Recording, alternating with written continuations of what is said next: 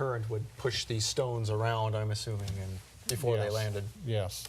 This is one on the opposite side. We saw one that would have been toward the east. Now this is the western extreme edge. It's on top of a hill. We could see Arzep in the distance, and Noah's Ark would be further that direction, you know, another 10 miles down the mountain range is where the Ark is. Now this is one out in the outlying area where it was not near the village, but you can see a really nicely drilled hole in this one. There's no crosses on it. It may have been buried for a long time, and it kind of came to view later. But one has to wonder how they drilled those holes. Yeah, well, of course they had metal tools. So maybe not that impossible. Yeah. They were able to, drill them out using their metal tools, built before the flood, the tools.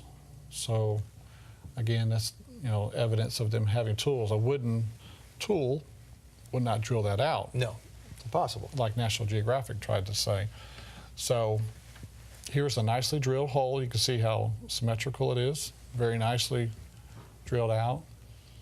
When we were in the village there, we went to one of the homes, and in his courtyard he had collected some nice carvings.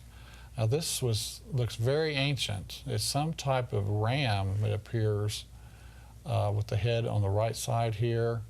No telling how old this is. This could be 2,000 or 3,000 years old.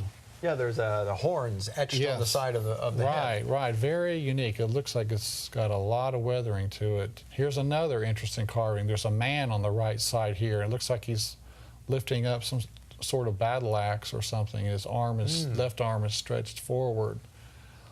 A lot of history going back. This is where civilization began, at this exact spot. Yes, it is. Essentially, it is. Yeah. This was a place, another place, where the taxi stopped running that day when Ron went out here in '77. We saw the anchor stones where the taxi stopped, or the sea anchors, and now we have the remains of a building. The walls were higher when Ron first saw this in 1977, and he said that the windows were angled back. The sides of the windows were angled back so that light could come in better. And if you notice some castles or fortresses in ancient times, they would have angled side windows also, so they could shoot arrows out at a better angle out of the window. Yes. This way or this way. And so when I was there one time, I thought, I wonder if I could find some stones that were angled like Ron Wyatt mentioned. And so I found several of these 45-degree cut stones that would have been part of the windows, sides of the windows. Interesting. Going up the side of the window there. Oh, yeah. On either side, there'd be 45-degree cut stones, and that's what that is. Normally in a house, you don't have 45-degree cut stones. You've got square stones and so forth. So these would have been going up the side of the window frame to the right, to the left. So it validates the story right there. So again, this is validation of what he was saying, that the window openings were very unique, something you don't normally see. So Ron found a tombstone in front of this building, and it had a rainbow carved on it. And beneath that was a boat shape on a wave. And out from the boat were these 8 people walking. And the second and most important person was a woman, because of her long hair. She had her head down and her eyes closed. And he took it to be that that was Mrs. Noah's tombstone.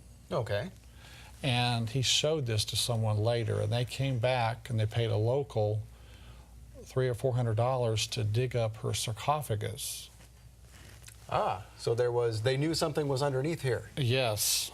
And the sarcophagus that Ron heard was 18 feet long. So that would make her, approximately 16, 15 feet in height. Now, we know before the flood that they lived longer, and from what they've understood is that the oxygen level was higher before the flood. Perhaps there was a water canopy around the earth that protected them from UV rays. It's what they call the hyperbolic theory? Type of, yeah, Okay. that would give you, you know, better strength, better growth, and so forth. And so these people, they lived longer, they lived larger, but because of sin, sadly, we've gone down in size. We live in an atmosphere post-flood that doesn't enable us to live longer. But before the flood, they were much taller, much larger. And Ron said that on Mrs. Noah was a golden bodice with jewels and so forth. Oh, so there was a skeleton there. Yes, there was a skeleton, and she had a necklace, and that he said that these were sold in the black market for $100 million. So, Not surprising, since that little pomegranate we saw in the last episode was sold $500,000. Yeah. So anyway, this is the site of apparently where Mrs. Noah was buried, and there's some type of building there. And here we're kind of walking around the remains. And the locals heard that some gold had been found up here, so they came up to this building and systematically destroyed it, looking for gold. So the building is no more, just the stones there.